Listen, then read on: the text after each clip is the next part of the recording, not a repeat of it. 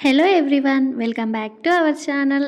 ఈరోజు రెసిపీ వచ్చేసి గుత్తొంకాయ. ఒక్కొక్కరు ఒక్కోలా ఒక్కో టేస్ట్తో చేస్తూ ఉంటారు, కానీ ఎప్పుడు చేసినా సేమ్ టేస్ట్తో రావాలంటే ఈసారి ఈ ప్రాసెస్ని ఫాలో అవ్వండి. టేస్ట్ మాత్రం సూపర్గా వస్తుంది. మసాలా ఫ్లేవర్స్ అనేవి ఎక్కువ తెలియకుండా కమ్మగా ఉంటుంది. లేట్ చేయకుండా చూసేయండి. మరి ముందుగా అయితే ఇలా ఫ్రెష్గా ఉన్న వంకాయలు లేతవి అన్నీ ఒకే సైజువి తీసుకున్నాను. వీటినైతే నీట్గా వాష్ చేసి తీసుకోవాలి. ఇప్పుడు వీటిని 4 ముక్కలయ్యేలా విడిపోకుండా ఉండేలా కట్ చేసుకొని వంకాయ కలర్ మారకుండా వాటర్లోకి సాల్ట్ను వేసి వంకాయలన్నింటినీ వాటర్లో వేసుకోవాలి. నల్లగా అవ్వకుండా ఉంటాయి.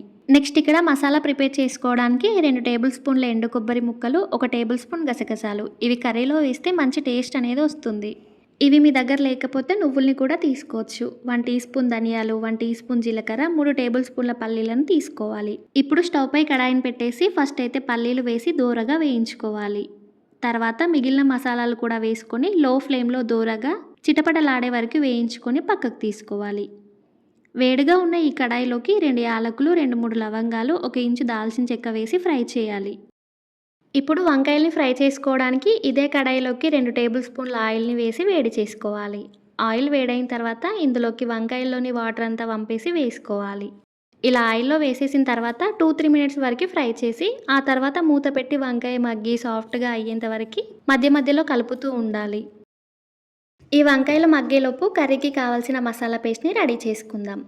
మనం ముందుగా ఫ్రై చేసిన పల్లీలు, కొబ్బరి ఉన్నాయి కదా, వాటిని మిక్సీ జార్లోకి వేసేసి పల్స్ ఇస్తూ మెత్తని పొడిలా గ్రైండ్ చేయాలి.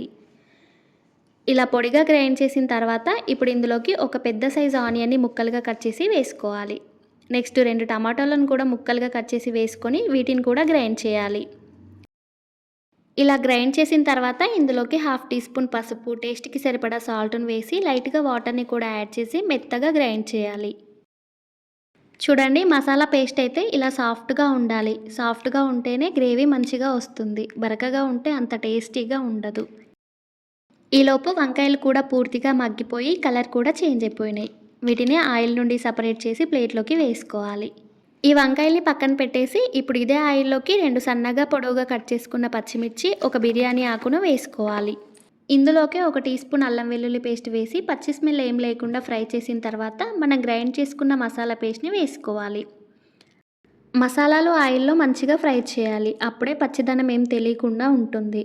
ఇలా మంచిగా ఫ్రై అయ్యి కొంచెం ఆయిల్ రిలీజ్ అవుతున్నప్పుడు ఇందులోకి 2 స్పూన్స్ కారం, ఆల్రెడీ సాల్ట్ వేసుకున్నాం కదా, ఇప్పుడు వేయట్లేదు. 1 టీ స్పూన్ ధనియాల పొడి వేసేసి కలిపి 2 మినిట్స్ వరకు ఫ్రై చేయాలి. ఆ తర్వాత మూత పెట్టి ఆయిల్ పైకి తేలేంత వరకు మధ్య మధ్యలో కలుపుతూ ఫ్రై చేయాలి, లేదంటే అడుగంటుకుపోతుంది. ఇలా మసాలాలు మంచిగా ఫ్రై అయ్యి ఆయిల్ పైకి తేలిన తర్వాత ఇప్పుడు ఇందులోకి ఫ్రై చేసుకున్న వంకాయల్ని వేసుకోవాలి.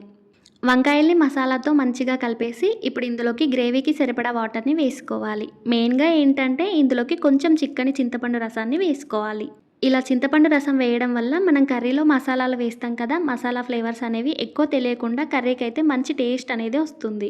తెలియకపోతే మీరు ఒకసారి ట్రై చేయండి. ఇప్పుడు ఈ గ్రేవీని మంచిగా కలిపేసి దీనిపైన మూత పెట్టి గ్రేవీ కొంచెం థిక్గా అయ్యి ఆయిల్ సపరేట్ అయ్యే వరకు కుక్ చేయాలి. అప్పుడే మసాలాలు మంచిగా కుక్ అవుతాయి. కర్రీ ఇలా రెడీ అయిపోయింది.